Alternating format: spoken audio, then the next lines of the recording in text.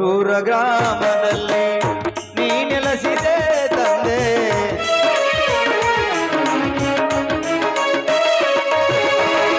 ಗೌರೂರ ಗ್ರಾಮದಲ್ಲಿ ನೀ ನೆಲೆಸಿದೆ ತಂದೆ.